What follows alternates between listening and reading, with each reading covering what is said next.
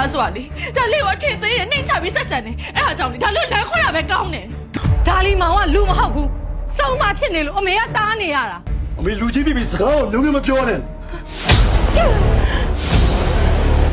အမေသူတို့တွေသဘောမတူနဲ့မောင်ဒါလေးကိုရောက်ရှူမှာငါတို့ကလည်းမရရအောင်တားမယ်ဆိုတာနင်းသဘောပေါက်ထားတားလေကြားပါဒါပေမဲ့မမောင်လေးကဒါလေးလက်ထဲမှာဆိုတာမသိရမလားနင်တို့တစ်ဖက်သားကိုဖိလိုက်တာတအားများနေနင်တို့ငါမိသားစုဝင်လို့ပြောမှာငါရှက်တယ်မိခင်ဒီတအားလူပါဝါနေပြီနော်အမေဒီကောင်စေးမိနေတာတေးကြတယ်နင်ဘယ်တော့လဲသူများချက်သူစနိုက်ကြော်မှုစူးစမ်းနေတာမင်းလောဘတွေတိတ်မကြီးနဲ့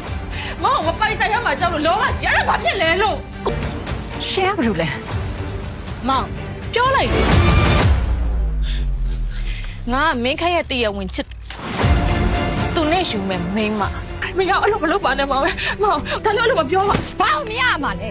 ငါမောင်ပြောနေနားမပါဘူးလားခွတ်ချက်ချက်ထွက်သွားတော့သူ့ပြန်ရဖို့ဆိုရင်လေတမီးဘာပဲလောက်လုပ်မယ်ငရဲမှာဘယ်နဲ့ဘဝပဲခံရတမီးခံမယ်ဒီဘဝမှာတမီးသူနဲ့ပါဝါလို့ရှင်ချင်းနဲ့ပါပြီးတော့လေလောက်ပါဦးကျမတူငါနဲ့သဘောမတူလို့ဆိုလို့ချင်တာလားရှင်းတဲ့တွေ့ရင်တော့စဉ်းစားပြမှာပေါ့တော့စိတ်မင်းကကျမတူမရှိကိုပြန်လာရင်လားမလာလို့ရှိရင်ဒင်းအောင်အသေးသက်ကိုတန်နွားဖြစ်မဲ့ကိစ္စကိုတော့အမေမရရအောင်ပြရမှာပဲဒီလိုလေးလာမိသားစုဖျက်ဆီးရလားဒါဒီလေမအောင်တော့မကန်နိုင်ဘူးနင်နဲ့ကနေဆလာပြီးသွားပြီ